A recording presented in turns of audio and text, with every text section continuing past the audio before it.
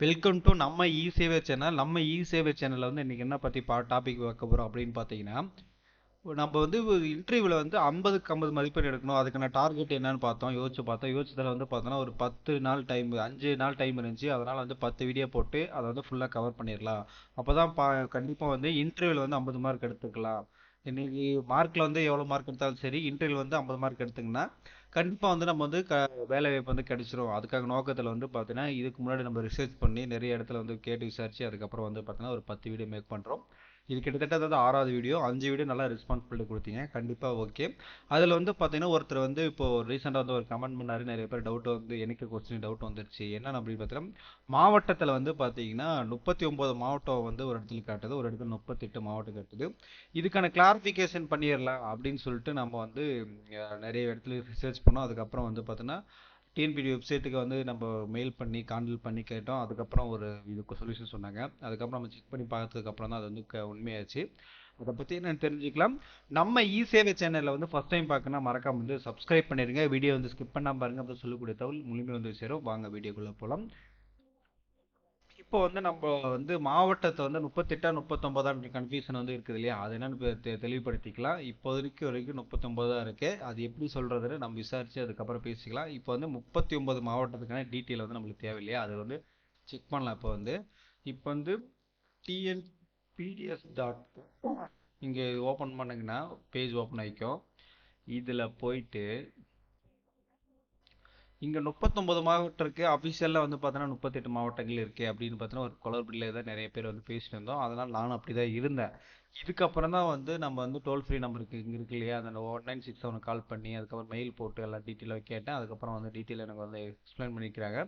அதுக்கப்புறம் நாமளே செக் பண்ணி பார்க்கும்போது ஓகே 39 மாவட்டம் தான் அப்படின்ற மாதிரி தெரிஞ்சு, அது 39 மாவட்டம் என்னன்னு பார்க்கறதுக்கு முன்னாடி வந்து பார்த்தீங்கன்னா இது என்எஃப்எஸ்ஆர்க்கு ஓப்பன் பண்ணிட்டீங்கன்னா இதில் வந்து பார்த்தீங்கன்னா எல்லா மாவட்டத்து டீட்டெயிலும் வந்துடும். இப்போ நானும் என்ன பண்ணிட்டேன், இதில் இல்லை பார்த்துன்னு 38 தானே இருக்குது, இல்லை என்ன தப்பு நடந்திருக்கு அப்படின்னு பார்த்தீங்கன்னா இது ஒன்று ஒன்றா செக் பண்ணிட்டு போயிட்டே இருந்தேன். ஒன்று செக் பண்ணி போனதுக்கப்புறம் தான் தெரியுது சென்னையில் வந்து தென் சென்னை வட சென்னை ரெண்டாக பிரிச்சுக்கிறாங்க. அது வந்து நம்மளுக்கு வந்து மற்ற போர்ட்டலில் வெப்பேஜில் வந்து எல்லாமே அப்டேட் ஆகாமல் இருக்குது. இதில் மட்டும் வந்து ரெண்டாக பிரித்து இருக்காங்க, வட சென்னை தனி சென்னை பிரித்து. அந்த மாவட்ட குறியீடும் வந்து என்ன பண்ணிட்டாங்க, ரெண்டு கொடுத்துருக்காங்க. அதனால் என்ன ஆகுதுன்னா 38 மாவட்டம் மட்டும்தான் இங்கே இருக்கே. நம்ம என்ன பண்ணுவோம், எடுத்தோடனே இப்படி ரொம்ப இருக்குனால என்ன பண்ணுவோம், இங்கே வந்து பார்த்துட்டு 38 இருக்குது அப்படின்னு நினச்சிட்டு இருந்தோம். அதுக்கப்புறம் இங்கே வந்து செக் பண்ணி பார்க்கும்போது தென் சென்னை வட சென்னை அப்படி ரெண்டாக பிரிச்சுக்கிறாங்க. இதுக்கப்புறம் நம்ம இப்போ டீட்டெயிலாக வந்து பார்த்தீங்கன்னா 39 மாவட்டம் இருக்குது. நீங்கள் டீட்டெயிலாக சொல்லுங்கள் 39 மாவட்டமாக வந்து பார்த்தீங்கன்னா பிரிச்சிருக்கிறோம் அப்படின்னு சொல்லிட்டு. லாஸ்ட்டாக பிரித்த மாவட்டம் வந்து பார்த்தீங்கன்னா சென்னை வந்து தென் சென்னை வட சென்னை ரெண்டாக பிரிச்சுக்கிறாங்க. இதனால தான் நம்மளுக்கு வந்து இவ்வளோ குளறுபடி இருக்குது. அது என்ன எந்த மாவட்டன்றதும் நீங்கள் தெரிஞ்சுக்கோங்க. இப்போ ஒரு கிளாரிஃபை ஆயிடுச்சா. இப்போ வந்து பார்த்தீங்கன்னா நம்ம வந்து கொஸ்டின் போயிடலாமா. கொஸ்டின் வந்து நம்ம ஆல்ரெடி ப்ரிப்பேர் பண்ணி வச்சிருக்கிறோம். கொஸ்டின் வந்து பார்த்தீங்கன்னா ஒரு கிட்டத்தட்ட ஒரு 15 கொஸ்டின் இருக்கும். இது 15 கொஸ்டினும் மிகப்பெரிய ஒரு இம்பார்ட்டன்ட் கொஸ்டின் தான். இது வந்து முழுசாக வந்து கொஞ்சம் கவனமாக பாருங்க. இந்தியாவின் தற்போதைய ஜனாதிபதி யார்? ஜனாதிபதி யாருன்னு கேட்பாங்க. திருமதி முர்மு அவர்கள், அவங்கள பற்றி சொல்லணும். இந்தியாவின் தற்போது பிரதமர் யார்? நரேந்திர மோடி. அதை இப்போ என்னப்பா ஏன் இப்போ கொஸ்டின் ஈஸியாக இருக்குன்னா அவங்க வந்து டக்குன்னு கேட்பாங்க. உங்களுக்கு கொடுக்குற டைம் வந்து 5 நிமிஷம். 5 நிமிஷத்தில் வந்து பார்த்தீங்கன்னா நீங்கள் எப்படி பதில் சொல்கிறீங்க அப்படின்ற மாதிரி தான் கேட்பாங்க. ஆக்சுவலி வந்து ஒரு சில பேர்த்தில் வந்து பார்த்தோன்னா ஒரு 5 கொஸ்டின் கேட்பாங்க. 5 கொஸ்டின் நீங்கள் ஆன்சர் பண்ணிங்கன்னா உங்களை முடிச்சு கொடுத்துருவாங்க. அவங்க என்ன பண்ணுவாங்கன்னா கூட்டம் அதிகமாக இருக்குது டைம் நேரமாச்சுன்னா 5 கொஸ்டின் முடிச்சிருவாங்க. கூட்டம் எல்லாம் லேட் ஆயிடுச்சுன்னா 10 கொஸ்டின் வைப்பாங்க. இப்போ கூட்டம் கம்மியாக இருக்கும்போது நீங்கள் அது 5 கொஸ்டின் கேட்டாங்கன்னா 50 மார்க் 10 மார்க் கூட்டு போயிடுவாங்க. அதனால் வந்து கவனமாக நம்ம வந்து இதெல்லாம் கவனிச்சுக்கணும். அதுக்கப்புறம் அங்கே போய் சொதப்பக்கூடாது. இந்தியாவின் கூட்டுறவுத்துறை அமைச்சர் உள்ளவர் யாருன்னு கேட்டிங்கன்னா அமித்ஷா அவர்களை தான் வந்து கூட்டுறவுத்துறை அமைச்சராக இருக்கார். இந்தியாவின் நிதி அமைச்சர் யார் இருக்கிறாங்கன்னா நிர்மலா சீதாராமன். அதே மாதிரி நம்ம தமிழ்நாட்டோட நிதி அமைச்சர் யாருன்னு சொல்லிட்டு உங்களுக்கு வந்து சிறப்பு கேள்வி கேட்குறோம். அதை கண்டிப்பாக வந்து கமெண்ட் பண்ணுங்க. அப்போ தான் வந்து எவ்வளோ கவனம் சிதறாமல் நீங்கள் வந்து கவனிச்சிருக்கீங்க அப்படின்றது தெரியும். நம்ம இந்தியாவோட சொல்லிட்டோம், தமிழ்நாட்டோட நிதி அமைச்சர் யார் அப்படின்றது சொல்லுங்க. அப்போ கமெண்ட் போட்டிங்கன்னா நிறைய பேர் கமெண்ட் வந்து பார்த்தாங்கன்னா அவங்களுக்கு வந்து மைண்டில் வந்து வரும். நீங்கள் தமிழ் எக்ஸ்பிளைனே போடுங்க, தமிழ்நாட்டோட நிதியமைச்சர் இவர் தான் அப்படின்னு போயிட்டு ஃபுல்லாக போடுங்க. கமெண்ட் படிக்கிறவங்களுக்கு ஈஸியாக இருக்கும். அதை போட்டு வச்சுக்கோங்க, போட்டுருங்க. அதுக்கப்புறம் வந்து பார்த்தீங்கன்னா சுதந்திர தினத்திற்கு யார் கொடியேற்றுவார்கள்? இது வந்து நிறைய இடத்துல கேட்பாங்க. நிறைய பேர் மறந்துருப்பாங்க. நிறைய இடத்துல உங்களுக்கு வந்து ஞாபகம் இருக்கும், டக்குன்னு வராது. அன்னைக்கு வந்து இப்போ ஏன்னா ஜனவரி வரப்போகுது இல்லையா, அதனால் வந்து அதை பற்றி கேட்பாங்க. சுதந்திர தினத்திற்கு யார் கொடியேற்றுவார்கள் அப்படின்னு கேட்டிங்கன்னா இந்தியாவின் பிரதமர் வந்து கொடியேற்றுவார். சரியா?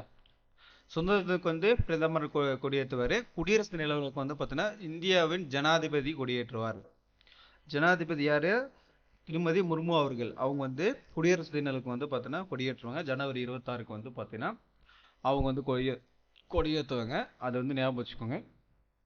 நிறைய பேருக்கு என்ன சொல்றாங்கன்னா, கட்டுநர் பணி வந்து எனக்கு டீட்டெயில் கொஞ்சம் சொல்லுங்க ப்ரோ, கட்டுநர் பணிக்கு எனக்கு கிளாஸ் கொடுங்க அப்படின்னு மாதிரி கேட்குறாங்க. இது வந்து என்னன்னா, கட்டுநர் பணிக்கும் சேல்ஸ்மேனுக்கு வந்து ஒரே கிளாஸ் தான். அதனால வந்து நீங்க சேல்ஸ்மேனுக்கு என்ன கொஸ்டின் கொடுக்குறாங்களோ அதுலேருந்து ப்ரிப்பேர் பண்ணீங்கன்னா போதும். கட்டுநருக்கு வந்து இன்னும் ஈஸியாக தான் கேட்பாங்க. அந்த கொஸ்டின்ல ரொம்ப அந்த கொஸ்டின் இல்லாமல் ஈஸியாக இருக்கிற மாதிரி என்ன கூட அது மட்டும் கேட்பாங்கன்னு நினைக்கிறேன்.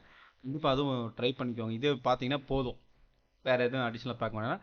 இப்போ வந்து கொஸ்டின் வந்து கட்டுநரின் பணி என்ன? எடை போடுதல். நியாய விலைக் கடையில் வழங்கப்படும் விலையில்லா பொருட்கள் அரிசி, கோதுமை. நியாய விலையில் கிடைக்க பொருட்கள் வந்து பார்த்தீங்கன்னா அரிசி, கோதுமை, விலையில்லா பொருட்கள். நம்ம கேட்கறது, நீங்கள் வந்து சக்கரை வருது, பருப்பு வருது, என்ன வருதெல்லாம் சொல்லக்கூடாது. விலையில்லா, அது வந்து என்ன சொல்லுறாங்க அப்படின்றது நாம் வந்து கரெக்டாக வந்து மைண்டில் இருந்து ஏற்றிக்கணும். அதேமாரி என்எஃப்எஸ்ன்றது வந்து பார்த்தீங்கன்னா நேஷனல் ஃபுட் செக்யூரிட்டி ஆக்ட் அப்படின்னு சொல்லிட்டு நம்ம பழைய வீடியோவில் வந்து பேசியிருக்கோம். அது வந்து உருவாக்கப்பட்ட ஆண்டு 2013 வந்து பார்த்தீங்கன்னா அந்த உருவாக்கியிருக்காங்க. One nation one card, one ration one card, அது வந்து பார்த்தீங்கன்னா எப்போ வந்து இது பண்ணாங்க அப்படின்னா, ஒரே தேசம் ஒரே குடும்ப அட்டை அறிமுகப்படுத்தப்பட்ட நாள் வந்து பார்த்தீங்கன்னா 1/7/2020. அது வந்து நடைமுறைக்கு வந்தது வந்து பார்த்தீங்கன்னா 1/10/2020. இது ஒன்றே நேஷன் ஒன் ரேஷன் கார்டு அப்படின்னு பார்த்தீங்கன்னா எந்த ஸ்டேட்டில் இருந்தாலும் வாங்கிக்கலான்ற மாதிரி வந்து கொண்டு வந்தாங்க. அதே மாதிரி எந்த டிஸ்ட்ரிக்டில், இப்போ வந்து தமிழ்நாட்டுக்குள்ளே நீங்கள் எந்த டிஸ்ட்ரிக்ட்லாம் போய் எந்த இடத்துல வந்து அரிசி வாங்கிக்கலாம். இதுக்கு முன்னாடி வந்து பார்த்தீங்கன்னா உங்களோட ஊர் வந்து பார்த்தீங்கன்னா ஒரு மதுரையில் இருக்கும், நீங்கள் ஒர்க் பண்ணுறது கோயம்புத்தூரில் இருக்கும், இல்லை சென்னையில் இருக்கும், இல்லை இந்த பக்கம் வந்து பார்த்தீங்கன்னா ஒசூரில் இந்த மாதிரி எதனா எங்கே ஒர்க் பண்ணீங்கன்னா என்ன பண்ணுவாங்கன்னா அரிசி வாங்குறதுக்காகவே வந்து பார்த்தீங்கன்னா டைரெக்டாக அங்கே போவாங்க. இல்லைனா அப்பா அம்மா கிட்ட வந்து கொடுத்து வந்துட்டு இருந்தாங்க. அதுக்கப்புறம் ஃபிங்கர் பிரிண்ட் வந்து எனேபிள் பண்ணதுக்கு அப்புறம் என்ன ஆச்சுன்னா ஒரு நபர் கம்பல்சரி அங்கே போகிற மாதிரி இருந்துச்சு. அப்போ வந்து என்னன்னா இவ்வளோ பிரச்சனை சிரமத்துக்கு ஆளாயிட்டு திரும்ப அரிசியெல்லாம் வந்து இட்டு வந்தோன்னா வந்து இப்போ பிரச்சனை ஆகுது அப்படின்னு சொல்லிட்டு என்ன பண்ணிட்டாங்கன்னா இந்த மாதிரி ஒரு ரேஷன் கார்டு கொடுத்து, நேஷன் ஒன் ரேஷன் கார்டு கொடுத்து வந்து பார்த்தீங்கன்னா எங்கே வேணால் பர்ச்சேஸ் பண்ணிக்கலாம். அதுக்கான குறிப்பிட்ட சதவீதமான ஸ்டாக் வந்து பார்த்தீங்கன்னா எடுத்துக்கலாம் அப்படின்ற மாதிரி ஆல்ரெடி அப்போ பொருள் கொடுத்து இந்த ப்ராசஸ் போயிட்டுருக்கு. இதுதான் வந்து ஒன் ரேஷன் ஒரு ரேஷன் கார்டுங்கிற ஃபுல் டீட்டெயிலு. அதேமாரி பொது விநியோகத்துக்கு சம்மந்தப்பட்ட இணையதள முகவரி, இது நம்ம வந்து ஆல்ரெடி நம்ம இது ஃபஸ்ட்டு வீடியோவில் 2வது வீடியோவில் 3வது பார்ட்ஸ் நினைக்கிறேன். இந்த வெப்சைட்டை பற்றி நம்ம வந்து டிஸ்கஸ் பண்ணோம் இல்லையா, டிஎன்பிடிஎஸ் வெப்சைட்டை பற்றி நம்ம ஆல்ரெடி டிஸ்கஸ் பண்ணோம் இல்லையா.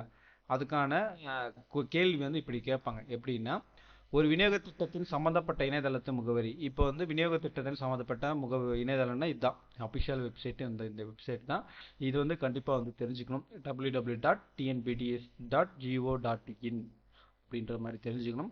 புதிய அட்டைக்கு விண்ணப்பித்து எத்தனை நாட்கள் ஒப்புதல் அளிக்கப்படும்?